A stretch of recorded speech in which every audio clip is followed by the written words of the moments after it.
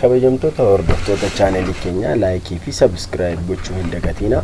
Har'a barnoota Kompitara Kutta Tokko irratti kan waliin ilaallu Kompitara jechuun maal jechuudha ka jedhudha jechuudha.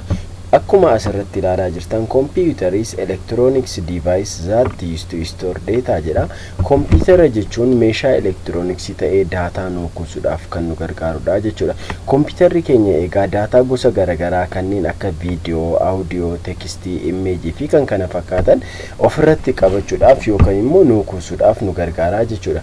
Computer jennee maqaa tokko kenneenee fi waamnu malee computer kan jennu kun waa lamarraa ijaarame. Innis hardware fi software dha jechuudha. Hardware kan jennu is physical part of our computer that we can see and we can touch. Hardware kan jennu egaa qaama kompitaraa ta'ee kan ija keenyaan arguu dandeenyu fi harka keenyaan tuquu dandeenyu kanneen akka keyboardii, mouse, monitoraa fi system unity jechuudha. Akkuma suuraa isaanii asirratti argaa jirtan isaan kun egaa hardware jennaani. Gama gara biraatiin hardware kan jennu kana ijaan arguu dandeenya, harkaanis tuquu dandeenya jechuudha.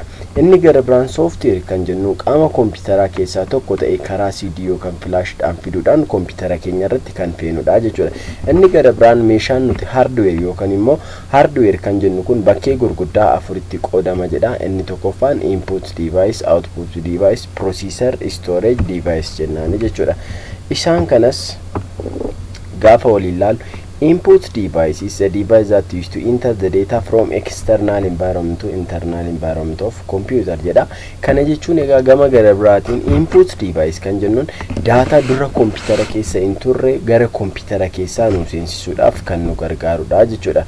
Fakkeenyaaf kan akka keyboardii, mouse, scanneraa fi kan kana fakkaataniin input device jechuu dandeenya jechuudha. Inni lammaffaan output device dha. Output device is a device used to display or retrieve the data from internal environment to external environment jennaani.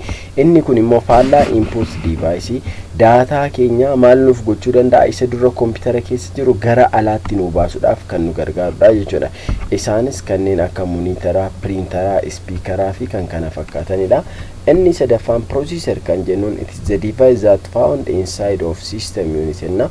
Egaa akkuma duraan hardware keessatti waliin ilaalle system unit kan jennuun kanadha. Processoriin keenya system unit keessatti kan argamuu fi innis akka sammuu kompitaraatti kan nu tajaajiludha jechuudha. Inni arfaffaa fi inni dhumaan storage device kan jennuun it is the device that used to store data. Egaa storage device keenya kuusaa kompitaraa yookaan immoo data ofirratti nu kuusuudhaaf kan nu gargaarudha jechuudha. Akkuma duraan waliin ilaalle hardware keessaa tokko system unity dha jenneerra. Ammoo maal waliin ilaalla component of system unit ka jedhudha jechuudha. Component of system unity bakkee gurguddaa afuritti qoonnee ilaalla. Isaanis kanneen akka motherboard, power supply, CD-ROM drive fi hard disk jechuudha. Motherboard kan jennuun boordii beekamaa kompitara keenyaa ta'ee innis meeshaa irraa bahuu danda'anii fi irraa bahuu hin dandeenye ofirratti qabatanii kan argamanidha. Fakkeenyaaf kan akka raamii, CPU fi kan kana fakkaatan ofirratti qabatanii argamu jechuudha. Power supply kan jennuun meeshaa kompitara keenya keessa jiru kanneen akka hard disk, CD-ROM drive fi kan kana fakkaataniif humna ibsaa nu geessuu fi yookaan immoo raabsuudhaaf kan gargaaranidha jechuudha. Inni gara biraan CD-ROM drive kan jennuun CD keenya irraa data nu dubbisuudhaaf kan nu gargaaru. Inni arfaffaa fi inni dhumaan hard disk kan jennuun data kompitara keenya keessatti nu kuusuudhaaf kan nu gargaarudha jechuudha.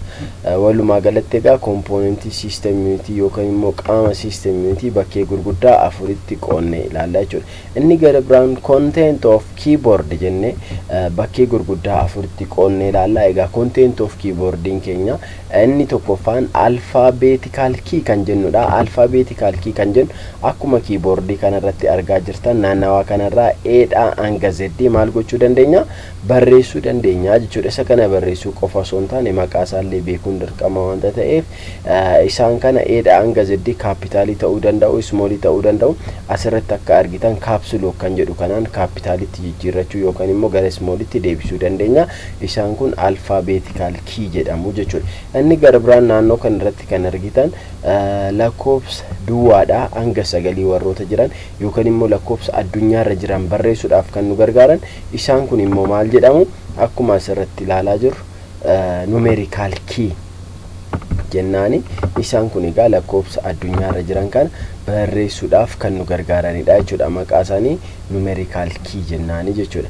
Inni sadaffaan functional key kan jennuun gubbaarratti akkuma argaa jirtan F1 dha hanga F12 keyboardii keenya irratti kan argamu maal jennaani functional key jennaani jechuudha.